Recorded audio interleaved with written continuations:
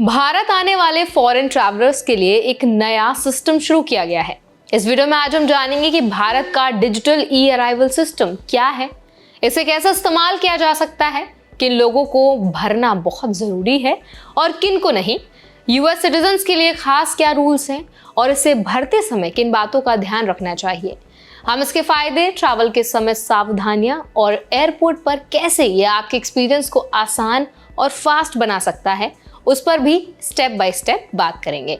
तो चलिए फिर वीडियो को जल्दी से शुरू कर देते हैं। हाय, मेरा नाम है वर्षा दुबे और आप देख रहे हैं एनबीटी टेक एड। सबसे पहले समझते हैं डिजिटल ई अराइवल कार्ड है क्या। एक ऑनलाइन फॉर्म है जिसे आप भारत आने से पहले सबमिट कर सकते हैं। पुराने पेपर फॉर्म की जगह ये फॉर्म लेगा और एयरपोर्ट पर आपका एंट्री प्रोसेस तेज और स्मूथ करेगा।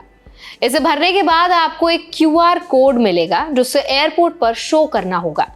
इससे इमिग्रेशन प्रोसेस फास्ट और हैसल फ्री हो जाएगा। अब देखिए, बात करते हैं कि कैसे इसे भरना है आपको।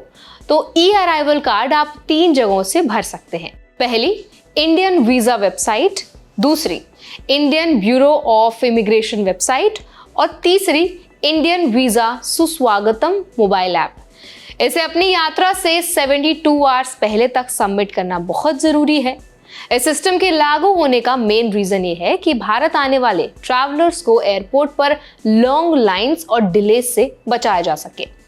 पहले पेपर फॉर्म में मिस्टेक्स और मिसिंग इंफॉर्मेशन की वजह से बहुत सारे डिलेज होते थे। डिजिटल फॉर्म से प्रोसेस फास्ट, एरर फ्री और एफिशिएंट हो गया है। देखिए, अब हम बात करते हैं जो सबसे ज्यादा ध्यान देने वाली बात है कि यूएस सिटीजन्स के लिए रूल ई वीजा से अलग है।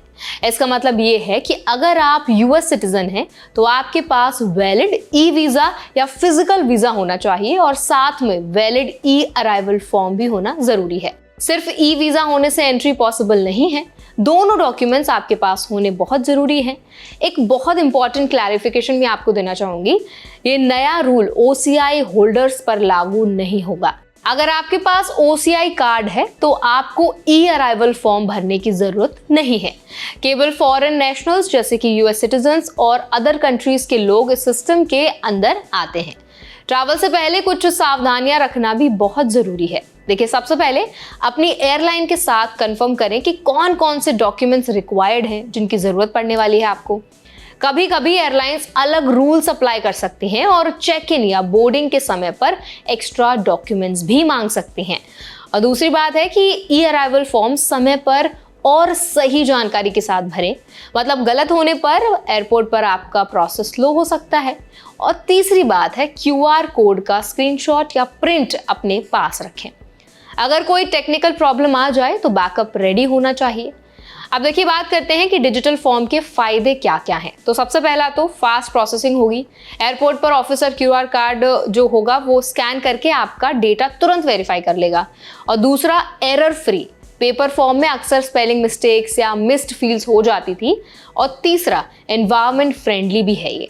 तो डिजिटल फॉर्म से कागज की बचत भी होगी और प्रोसेस इको फ्रेंडली भी हो जाएगा।